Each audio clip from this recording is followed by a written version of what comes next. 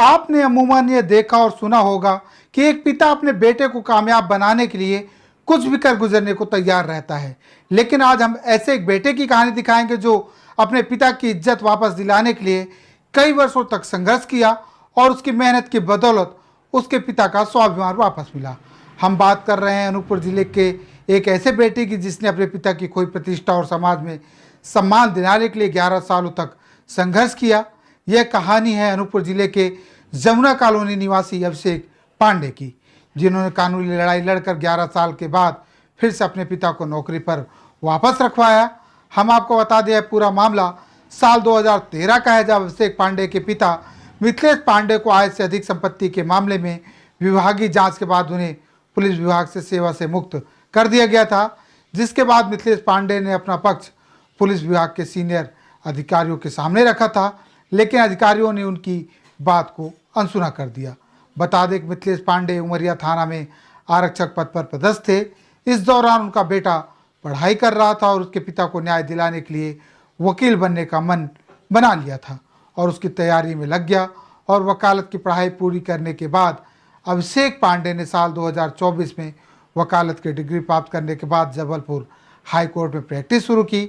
इसके साथ ही उन्होंने अपने पिता मिथिलेश पांडे का केस हाई कोर्ट के न्यायाधीश संजय द्विवेदी के समक्ष प्रस्तुत किया, जिसे न्यायाधीश ने स्वीकार किया। इसके बाद अधिवक्ता अभिषेक पांडे ने अपने पिता पर लगे तमाम आरोपों के खिलाफ हाई कोर्ट में न्यायाधीश के समक्ष बहस की।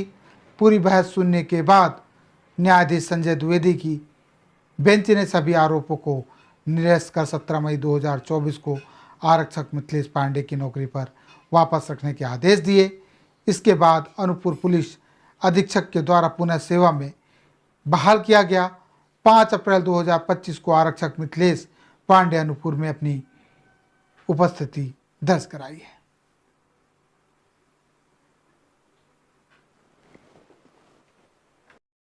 सन 2013 में जब मैं क्लास 10th में था तो मेरे पिताजी बर्खास्त हुए थे। तो उस समय मेरा मन तो चला गया था एडवोकेसी की तरह।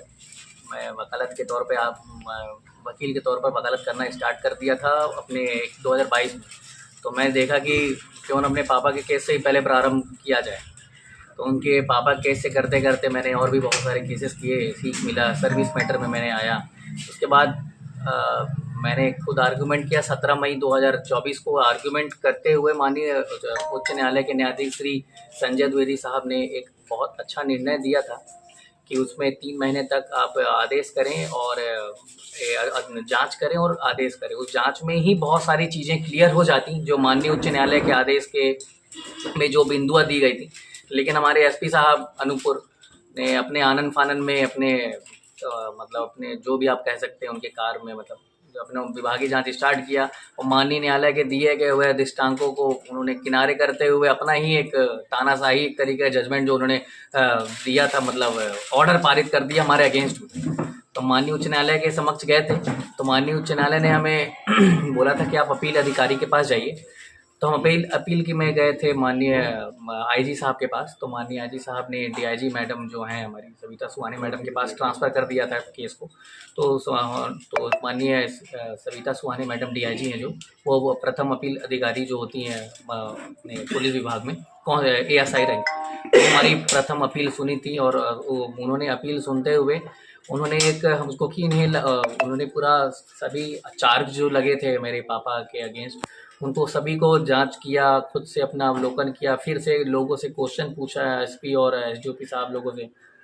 सब चीज़ों को देखते हुए अपने जांच में उन्होंने मैडम ने पीएचक्यू से पूछा, जानकारी लिए, सब कुछ जानकारी लेते मैडम ने जो टर्मिनेशन की सज़ा थी उसको 1 इंक्रीमेंट में कन्वर्ट कर दिया। हमारे एसपी महोदय जो अपने अनूपपुर के और उमरिया एसपी साहब थे और आईजी साहब, फिर भी उसमें उनको कुछ कमी लगी।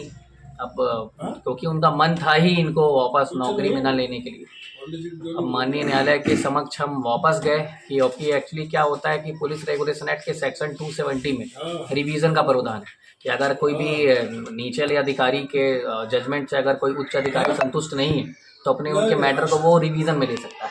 तो रिवीजन में ले लिया गया था। तो हम माननीय उच्च न्यायालय के समझ गए।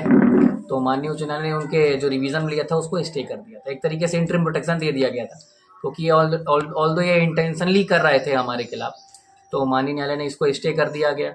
और ऑल दो को कि इसमें कहीं पे स्टे के बाद ऐसा कोई है नहीं प्रावधान कि आपके डीआईजी के ऑर्डर हैं तो उसको डीआईजी मैडम के ऑर्डर को वो नहीं किया जाएगा, मतलब प्रेशर में नहीं लाया जाएगा। ऑल दो इट वॉज इन ऑपरेशन, तो उसको फॉलो करना चाहिए, बट ये फॉलो नहीं कर रहे थे। अभी मैं रिट पिटीशन लगाया जब था उसमें, तो हमने माननीय न्यायालय से गुजारिश करी कि सर आपके आदेश के बाद भी इन लोग ज्वाइन ही नहीं दे रहे हैं।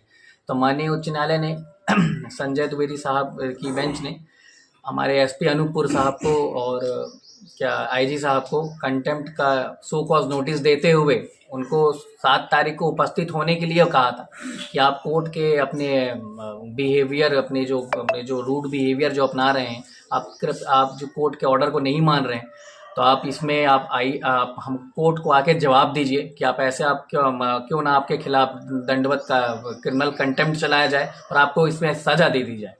तो इस चीज़ को देखते हुए, अपनी गलती को सुधारते हुए उन्होंने फिर से कल जाके अब उन्होंने आमद दिलाई गई। वो 2000 मतलब इस चीज़ को मैं तो अपने भगवान को श्रेय मानूंगा, मेरी दादी जी हैं, दादी जी को श्रेय दूंगा, क्योंकि दादी जी के कथक प्रयासों से आज मैं और मेरे पिताजी और मेरा परिवार आज यहाँ पे आज आपके सामने बैठा है। और आज मुझे जो जीत मिली है, मैं अपनी दादी को और अपने पापा मम्मी और अपने खुद को भी दूंगा। मैं तो अपने गुरु हैं, श्री वो गुरु है, नाम नहीं ले सकता यहाँ पे अपने गुरु का, बाकी उनको भी बहुत श्रेय देना। धन्यवाद।